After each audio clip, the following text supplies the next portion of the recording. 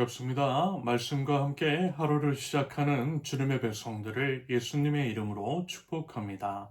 2025년 2월 7일 금요일 오늘 주신 말씀은 여호수아 24장 19절부터 33절까지입니다.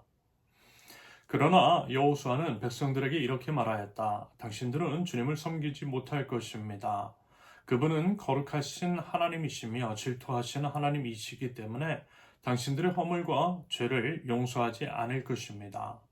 만일 당신들이 주님을 저버리고 이방신들을 섬기면 그는 당신들에게 대항하여 돌아서서 재앙을 내리시고 당신들에게 좋게 대하신 뒤에라도 당신들을 멸망시키시고 말 것입니다. 그러자 백성들이 여호수아에게 말하였다. 아닙니다. 우리는 주님만을 섬기겠습니다. 여호수아가 백성에게 말하였다. 당신들이 주님을 택하고 그분만을 섬기겠다고 한 말에 대한 증인은 바로 여러분 자신들입니다. 그러자 그들은 말하였다. 우리가 증인입니다.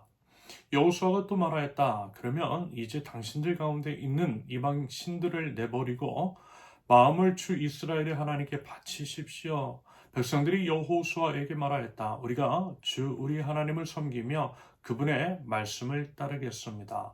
그날 여호수아가 세겜에서 백성들과 언약을 세우고 그들이 지킬 율례와 법도를 만들어 주었다.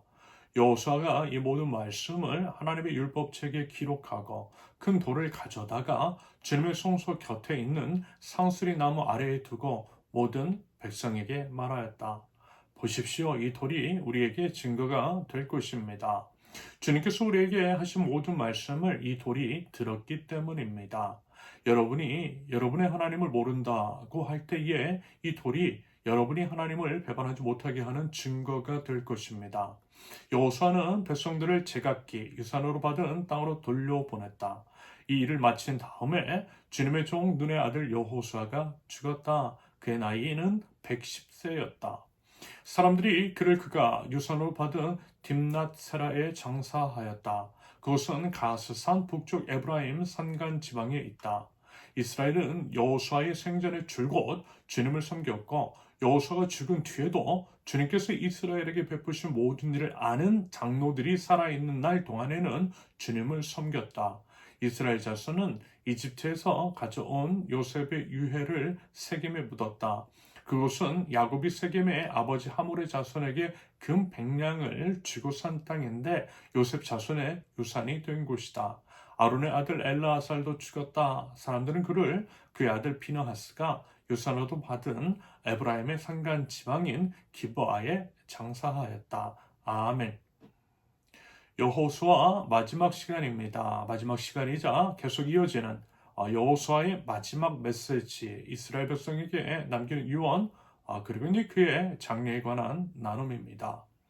최근 말씀을 몇 번 드렸듯이 이스라엘의 역사상 현재 본문에서 보이는 것만큼 믿음이 좋을 때는 없었던 것 같아요. 최고의 믿음, 오직 하나님만 바라고 하나님만을 예배하는 그 믿음이 이스라엘 백성들에게 있었습니다. 여호와 하나님을 예배하는 일에 단일 대오를 이루어 명실상부한 하나님 나라 백성다운 삶의 모습이 엿보였던 거의 이제 유일무이한 시간인 것 같아요. 역시 이제 말씀을 드렸던 것처럼 그랬던 이유, 그들 안에 하나님에 대한 강력한 경험, 즉 하나님께서 살아계시고 하나님은 역사하시되 하나님 나라 백성들을 지켜주시기 위해 놀라운 이적들을 행하신 전지전능하신 하나님에 대한 경험이 그들에게 이제 뚜렷이 각인되어 있었기 때문일 것입니다. 다 경험했다라는 거예요. 하나님을 온전히 예배했을 때 하나님께서 상급을 주시는 것은 물론이고 하나님을 배반했을 때 얼마나 톡톡한 대가를 치러야 하는지 등등을 온몸으로 경험했던 이스라엘입니다. 그래서 그들은 정신 바짝 차렸고요. 하나님에 대한 온전한 순종을 맹세했던 것 같아요. 뭐든 하나님의 말씀에 아멘 하더라는 거죠. 말하자면 그것을 드러내는 진술이 본문 31절일 것 같습니다. 31절 이스라엘은 여호수아의 생전에 줄곧 주님을 섬겼고 여호수아가 죽은 뒤에도 주님께서 이스라엘에게 베푸신 모든 일을 아는 장로들이 살아있는 날 동안에는 주님을 섬겼다. 여러분 이 표현 보이시죠? 주님께서 이스라엘에게 베푸신 모든 일을 아는 장로들이 살아있는 날 동안에는 하나님께서 행하신 일을 아는 사람들이 살아있는 날 동안에는, 그 경험적 지식이 있는 사람들이 있는 동안에는 신앙 좋았다라는 거예요. 아마 이런 것은요, 1세대 신앙인과 모태 신앙인들을 통해 엿볼 수 있는 모습일 것 같습니다. 여러분 어떻습니까? 일단 저도 그랬어요. 저는 이제 목사의 아들로서 회심 전까지는 배워서 하는 신앙이었습니다. 인격적으로 주님을 만난 적이 없었어요. 그저 이제 목사 아들이기 때문에, 그리고 이제 집이 교회고, 교회가 이제 집이었기 때문에 어쩔 수 없이 교회에 이제 자리를 채웠던 것, 그 정도밖에 되지 않았어요.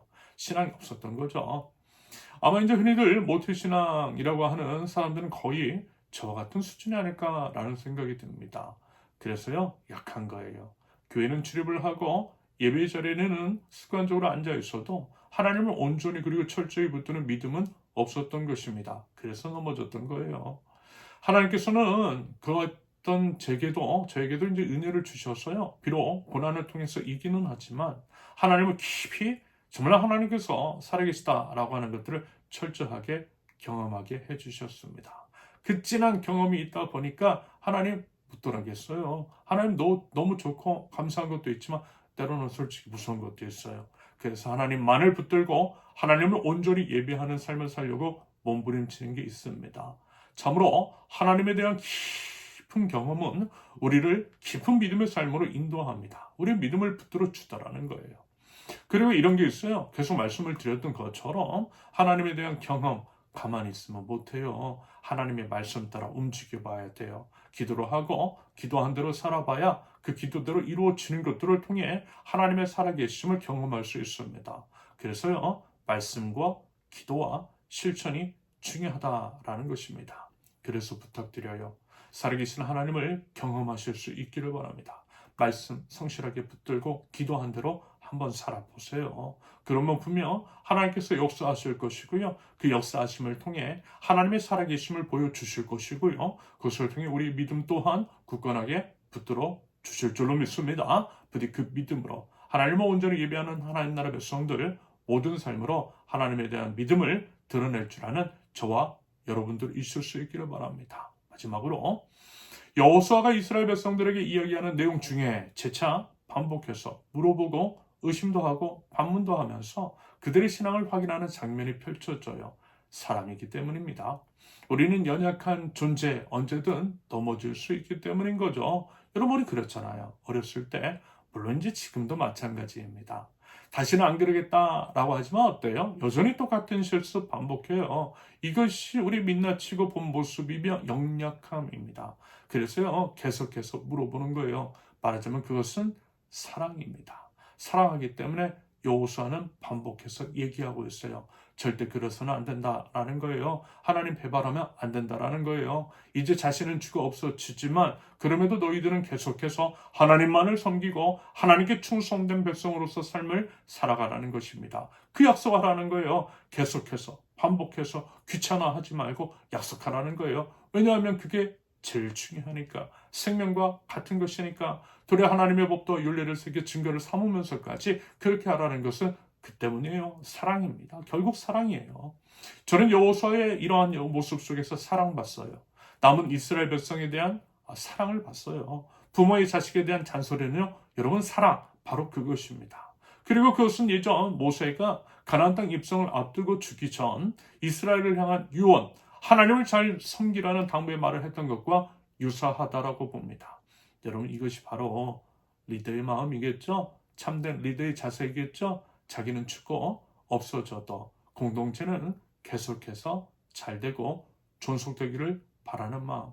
영원토록 하나님 나라 백성으로서 신앙과 하나님의 명예를 지키며 살아가기를 바라는 그 마음. 글쎄요.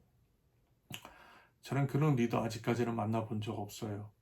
어떻게 해서든 더 많은 것들을 가져가려고 욕심부린 사람, 앞으로 이제 교회가 어떻게 되든 말든 상관없이 자기 것만 챙긴 사람은 봤어도 남겨진 교인들의, 성도들의, 그런 사람들의 신앙을 위해서 사랑의 마음으로 권면한 영적인 리더는 본 적이 없어서 너무나 슬프기도 하고 또 아쉽습니다. 그래서 역시 말씀을 드렸죠. 부디어 저는 그와 같은 사람 될 수 있도록, 그렇게 이제 마무리하는 사람 될 수 있도록 지금부터 기도해 주십사 하고 말입니다. 아울러 이제 모든 공동체가 그와 같은 리더, 공동체를 사랑하고 소중히 여길 줄 아는 그와 같은 리더들이 꼭 세워지기를 바랍니다. 앞으로 곧 있을 수 있는 조기 대선에서도 그와 같은 지도자가 세워질 수 있도록 우리 간절히 기도하면 좋겠어요.